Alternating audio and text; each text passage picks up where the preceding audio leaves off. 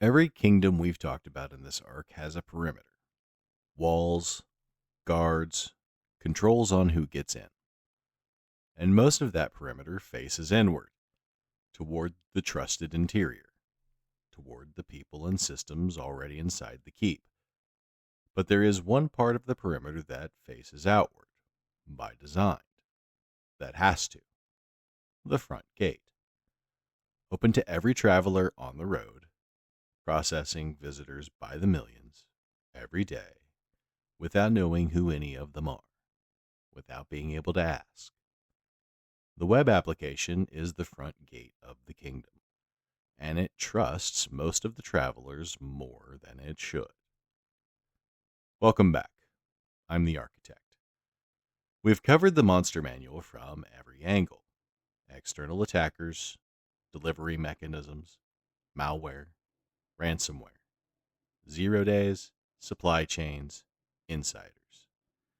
One attack surface runs through almost every category, one that deserves its own treatment: web applications. The layer where your kingdom meets the open road. And the authoritative reference for what goes wrong there is a free document published by a guild of builders that every developer should know and every defender should have read. OWASP, the Open Web Application Security Project, and their top 10. First, the organization. OWASP is a nonprofit foundation, vendor neutral, open source, dedicated entirely to improving software security. Their most well-known output is the OWASP Top 10, a list, updated periodically, of the most critical web application security risks. Not theoretical, not academic. Distilled from real-world data about what is actually being exploited in actual applications right now. Think of it as the Builder's Codex, the master reference that the guild maintains on every structural flaw that has ever caused a gate to fail. We're going to walk through the most important entries, not to memorize a checklist, but to build an intuition for what happens when the front gate doesn't properly inspect the travelers passing through. Before the specific attacks, one sentence that underlies all of them: never trust input. The front gate takes input from travelers. Form fields, URL parameters, file uploads, cookie values, HTTP headers. In a well-built gate, all of that input is treated as untrusted, validated, sanitized, inspected before it's allowed further inside. Every attack in the OWASP Top 10 is, at some level, a gate that trusted a traveler it should have rejected. SQL Injection. The most famous attack in the category, possibly in all of web security. A login form. Enter your username. A normal user types their actual name. The application takes that name and builds a database query, something like, find the user where the username matches what was submitted. A normal query. Completely fine. The attacker types something different. Not a name. A fragment of SQL code.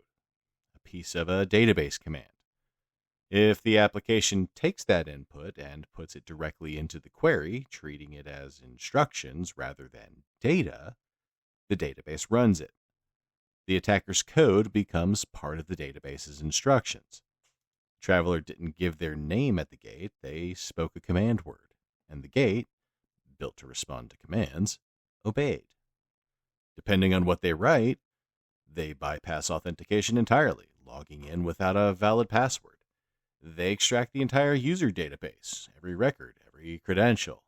They modify or delete data. They retrieve files from the server. The defense is well understood.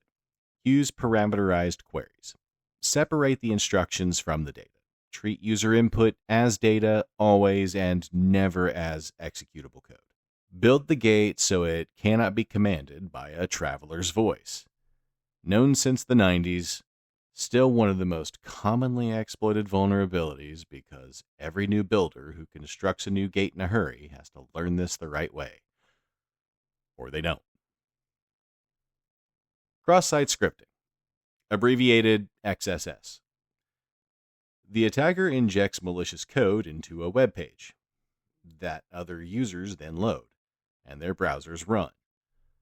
A comment section on a forum, a review field on a shopping site, a message system on a platform. The attacker posts a comment that contains JavaScript code. A normal comment would just display text, but if the application stores that input and renders it without sanitizing it first, that script gets saved.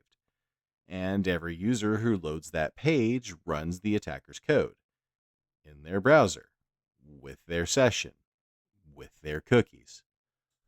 A glyph of warning inscribed on the message board. Every person who reads it triggers the spell. The code can steal the authentication token that identifies the victim to the site. It can redirect them to a phishing page that looks identical to the real thing. It can modify what they see or perform actions on their behalf without their knowledge. XSS turns a legitimate website into a delivery mechanism, a trusted location that has been trapped. Broken access control. The most common category in recent OWASP top 10 data. You are user 1001. Your chamber in the keep is room 1001. Try the door to room 1002. If the keep checks whether you're authorized before opening, you get turned away. Correct behavior. If the keep assumes anyone who can reach the door is allowed inside, you walk into 1002's chamber, their name, their address, their order history, their payment information, change the number, repeat, walk through 1,000 doors. No lock picked, no spell cast, just a number changed in the corridor. Horizontal privilege escalation, reaching other users' data at your same privilege level. Vertical privilege escalation is more severe, reaching the throne room, elevating your own access, performing actions that should require permissions you don't have. Both happen because the keep doesn't verify authorization at every door. It opens for whoever knocks, and hopes the wrong person didn't knock. Security misconfiguration. This one requires no skill at all. Default credentials left enabled on a device or application. Debug mode running in a production environment. Error messages that display full stack traces and version information to anyone who triggers one. Cloud storage configured to public access. Admin interfaces exposed to the internet. Sample application and test pages left deployed. The attacker doesn't need a technique. They try the default key. The default key works. The gate was never locked. The builder installed it and moved on to the next project, and nobody came back to check the combination. The defense is a discipline called hardening, changing defaults, disabling what you don't need, reviewing configurations before deployment, checking them again after. Not sophisticated work, not glamorous work, work that eliminates a significant portion of real-world breaches. Broken authentication. The attacker gets your credentials somewhere else, from a breach of a different service you used, and tries them here. Because people reuse passwords. This is called credential stuffing. Automated, at scale, a list of 1 billion stolen keys from 100 different keeps, thrown at your gate until something turns. The defenses: multi-factor authentication. A stolen key alone is not enough. Rate limiting. Slow the automated attack. Breached password detection. Block keys that appear in known stolen lists. Password managers. Unique keys per gate eliminates the reuse problem entirely. MFA is the single most effective defense against credential stuffing because the key alone isn't sufficient. Step back and look at the whole monster manual. The kill chain, how every attack unfolds. The tiers of attackers, from script kiddies to APTs. Phishing, the most successful delivery mechanism. Social engineering, the broader art of the con. The malware bestiary, every creature and its purpose.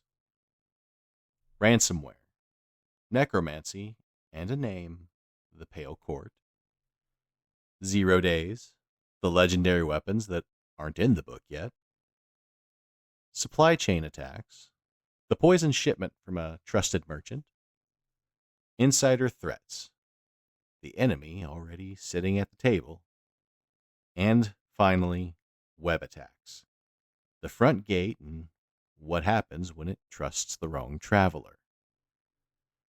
You now have a map that most people never build. Not just, there are threats out there. The specific creatures, the specific techniques, the specific methods attackers use to move from the road to the crown jewels. The monster manual is closed, but the dungeon isn't over. The next arc is about the people who stand against all of it. The adventuring party, the defenders, who they are, what they do, and why it genuinely takes a full party to fight the kind of dungeon we just mapped. Your quest objective for the close of the arc. Don't think I forgot that. Pick one creature from the monster manual. The one that feels most plausible for your situation, your organization, your home network, or your personal digital life. Ask yourself one honest question about it. What would I do if this happened tomorrow? Not a complete incident response plan. One honest answer to one honest question. Because the time to have thought about it is before it's 3 in the morning and you're staring at the ransom note trying to remember if the backup was recent. The monster manual is closed. Next arc, the adventuring party. The defenders, the security team, their classes, their specialties, their relationships, and why it genuinely takes a full party to fight something as complex and varied as everything we just walked through. We stop studying the monsters. We meet the people who fight them. I'm the architect. We'll talk soon.